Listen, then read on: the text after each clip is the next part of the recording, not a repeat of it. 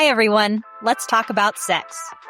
I'm Dr. Laura Prescott, Associate Professor for the Clinical PsyD program at the Chicago School of Los Angeles.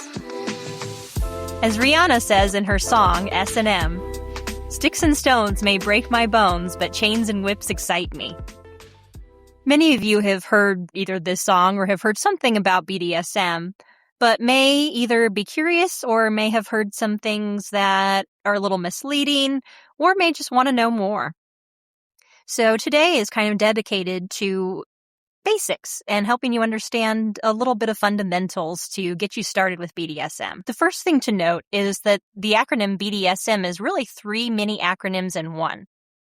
The B and the D stand for bondage and discipline. Bondage, of course, referring to restraining, and discipline referring to, rewarding or punishing somebody who is submissive for doing certain things. The D and the S in the middle stand for dominance and submission.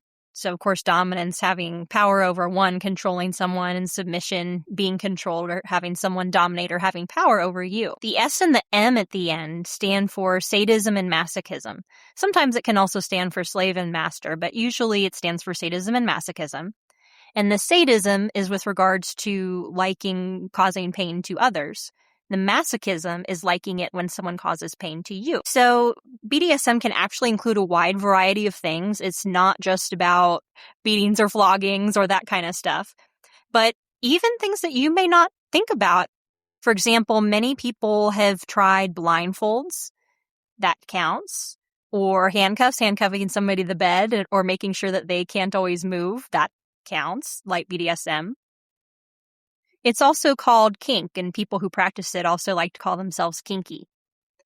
It's often portrayed inaccurately, and one of the things that people in the community tend to dislike, or at least tell me they dislike, is 50 Shades of Grey. There were several issues with that, and one of them is that it kind of puts a negative spin on why people enter the lifestyle in the first place. One of the main characters, Christian Grey, actually was abused, had sexual abuse happen to him. He was a survivor, and he kind of went into it basically to work out that trauma. Usually that's not why people enter the BDSM community. People typically are very healthy psychologically, sometimes even better in terms of health and psychological health than people who don't engage in BDSM. So that was one thing, but also there were some other issues with the show and the books that didn't quite portray things accurately. BDSM can be a 24/7 thing, so you can be a dom and a sub living together like that forever when you come home from work, or it could just be you're playing out scenes or role plays. And the roles that you can have, so I mentioned dom and sub. Dom for dominant, a person who always kind of likes to be the top or the one dominating and control. The sub or submissive. And a switch. A switch is somebody who likes both. Sometimes they may want to be the dom, sometimes they may want to be the sub, but hey, they're up for anything. A key thing to remember with BDSM is that it needs to be safe, sane, and consensual. Safe, of course, knowing that you are sometimes hurting a person and you have to make sure that you don't hurt them irreparably or to cause severe injury.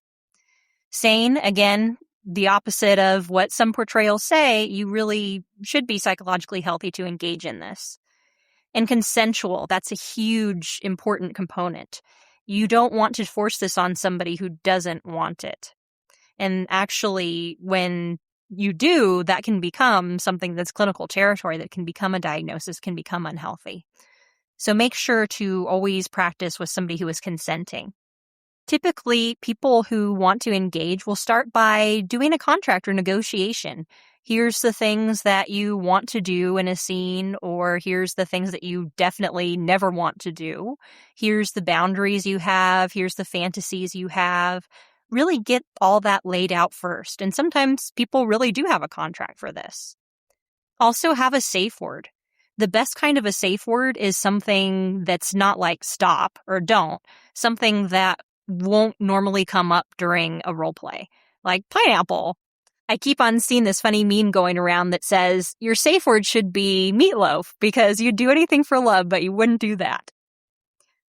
So do check-ins when you do a scene. Make sure that you're, of course, checking in constantly. Make sure the person is emotionally okay. And do some aftercare. people can be very vulnerable after a scene. Make sure that they're doing okay emotionally and physically. BDSM is not abuse. And of course, one of the main differences is that consent piece. Also, with abuse, there is no negotiating, there's no boundaries, there's no contract, there's no checking in, there's no aftercare. So again, it's something that people in the community struggle with regards to stigma, because people may walk in on something and think, oh no, and they may not understand what's going on. Sadism and masochism can become to the point of a clinical disorder if a few things happen.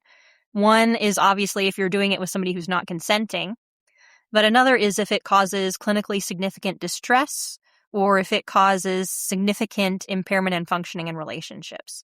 So again, sadism and masochism can come to a point where they are clinically relevant, but fortunately people in the community are pretty good about being bouncers and throwing those people out if they do try to infiltrate a community or a play party or a dungeon. So the community does look out for itself pretty well. That's all for today. Once again, this is Dr. Laura Prescott, Associate Professor for the Clinical PsyD program at the Chicago School of Los Angeles. Thanks for tuning in.